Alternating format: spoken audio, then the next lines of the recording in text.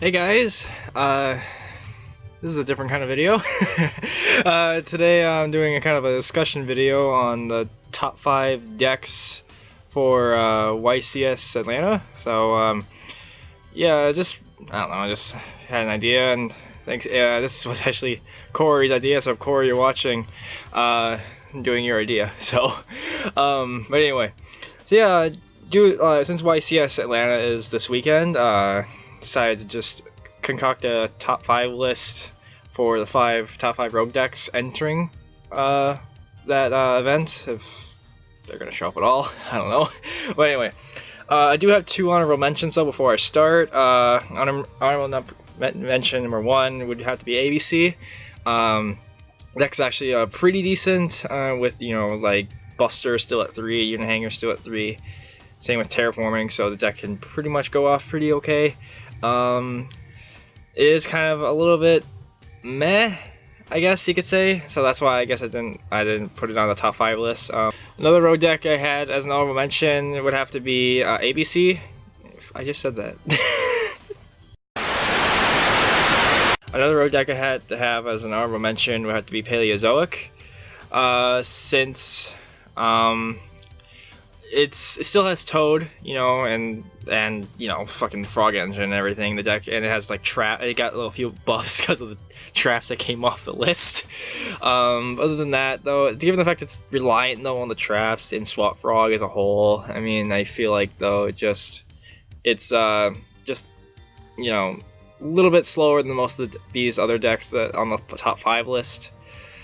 So yeah, the last one had to be Chainburn because you got a buff from Ceasefire, No Drama Trio going to 3. So yeah, there's that. I'm not a huge fan of the deck, but Corey is. So hey Corey, what are your decks on honorable mention? So that's all you're gonna get, buddy. I'm kidding. But anyway, I guess on to the top 5 list. So number 5 would have to be Gemini FTK. This deck is pretty interesting. It had like a few regional, it had like 1 or 2 regional tops. I can't remember how many they had the last few weeks, but it's a burn deck. It's an FTK. It's mostly doing successful because of the new Link monster they got out of Extreme Force. I'm not sure how consistent the FTK is. I heard around 80 to 90%, but maybe that's just over exaggerating.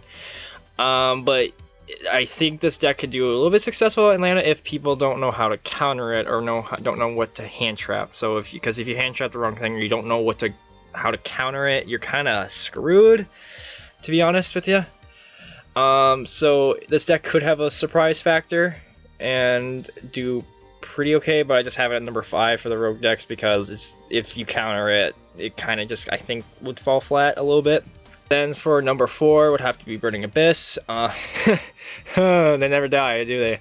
I know they don't have the Link monster yet, but they have been doing well without it. I mean, they've had a few regional tops even without the Link monster, so I think they could do pretty okay at Atlanta. But obviously, I think the deck has been a little bit quiet lately, but I still think they could do maybe something under the right duelist at Atlanta. So I have it at number 4 just because of the history. I mean, it's done well in the past, so I still think it could do something at Atlanta if the right person runs it. Then at number 3 would have to be 60 card decks in general. I mean, 60 card Turbo, 60 card Lightsworn, whatever you want to call it. But yeah, that deck is pretty good. Grass auto win pretty much. I hate it. I hate that deck so much. Evan loves it, but I just don't like it. Anyway, yeah, just if you can get grass off, and the fact that Maxi's gone, no one can really Maxi you and draw cards off of your wolves. So, but yeah, I mean, 60 card decks in general are so versatile. I mean, they're really powerful. I mean, they have a bunch of resources in the grave. Like Snow is a hell of a drug. So yeah, I mean, the deck pretty much, if you can get grass off, like resolved, you're pretty good. And even without getting grass resolved turn 1, there are times the deck can do pretty well, like without going grass turn 1. There are times where if you don't resolve grass turn 1, you can actually do pretty well anyway and build a pretty good board. I mean, Omega is a thing. I mean, you can just like Omega loop your opponent and everything. There's just a lot the deck can do, and it's very, very powerful. So, number 2 would have to be Inspector Border Stun. If you guys don't know what Inspector Border does, it's just that guy who, like, if you normal summon him, he's a 2000 attack, level 4. Whatever, like when he's summoned, I think it's like your opponent can only activate monster effects if they have a specific extra deck monster or something on the field. If they have 1 Xyz, they can only activate 1 effect or something like that. So yeah, I mean, Inspector Border and a bunch of stun decks in general, I think could be running around. I mean, I wouldn't be surprised if someone went a little bit far anyway in the tournament because of it.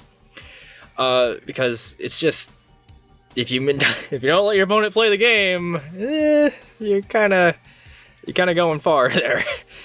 But yeah, I mean, it's and the fact that you got a bunch of stun. I mean, the fact you got 3 bottomless now. You got Judgment. You got like the strike. Your strike's still at 3, and you got a bunch of other stunny traps to help like complement Inspector Border to keep him on the field and everything. So yeah, I mean, you can really that deck can really wreak havoc if given the opportunity. But yeah, on to number 1. This is probably a biased pick, and it's probably the most biased pick I've ever gonna do. Number 1's gonna be Shaddoll Dinosaurs. Oh god, a dinosaur deck is number 1 on Dino Duo Academy's top 5 list or something. Oh, no shocker. Anyway, but yeah, to be serious. But yeah, Shaddoll Dinosaurs, I feel like, I mean, to be honest, they could be meta anyway. I don't know. I mean, I feel like they're on the board. They're like for example, here's the meta, here's Rogue, and then there's Dinosaur right here, like right in the middle. It's like kind of like they're right there. Like on the it's gonna depend on how they do at Atlanta for me to think that if they're meta or not. I feel like they're more roguish, if anything. I think they're just more of a rogue deck right now. I mean, if they do really well at Atlanta and like just get a bunch of top slots, then I would say they're like in the meta stage.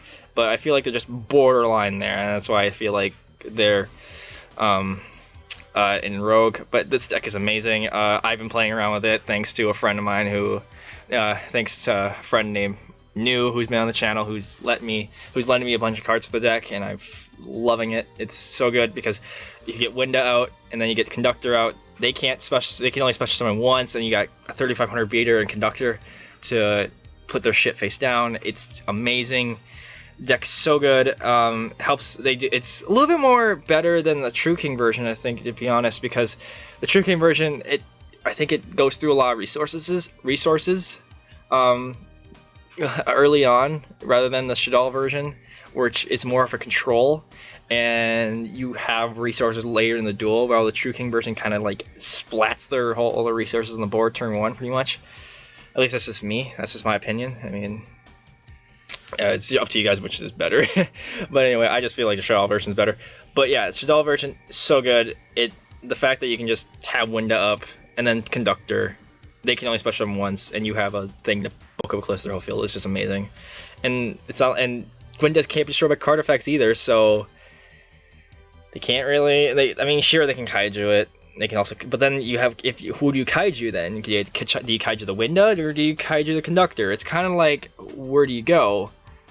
So, but yeah, this deck is super good. I think it's gonna take a few top spots at the Atlanta? Maybe. I think it could. To be honest, it has potential. It has a lot of potential. It did a few tops in a few regionals a little bit ago.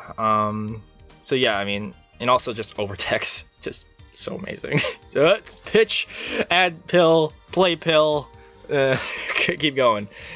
So yeah, that's my number 1 slot. Yeah, a little bit biased there, but because I just love dinosaurs so much. But yeah, Shaddoll Dinosaurs, it's just number 1 in my book for number 1 rogue deck for Atlanta. So, but yeah, that's just my list. Obviously, obviously this list is entirely subjective and opinion and just my opinion. I mean, if you have a different top 5 list, then Obviously, like, I'm pretty sure your top 5 list is different than mine, but that's just my top 5 list. If I didn't give any other decks some credit, like if there are other decks I missed, leave that down in the comment section below on what decks I didn't give enough credit, like other rogue decks I didn't get enough credit for, or should have been on this list, or probably shouldn't have been on this list. But yeah, I hope you guys enjoyed the video. I hope you guys liked these kind of discussion videos, because I don't know if you guys want more of these kind of discussion videos. Definitely leave a comment and see or leave a like, and I'll see if I want to do more. If you guys have any ideas for discussion videos, just leave that down in the comment section below. Maybe I'll make a video on it. So yeah, again, hope you guys liked the video, and make sure to leave a like, comment, subscribe, and I'll just see you guys in the next video. Have a nice day.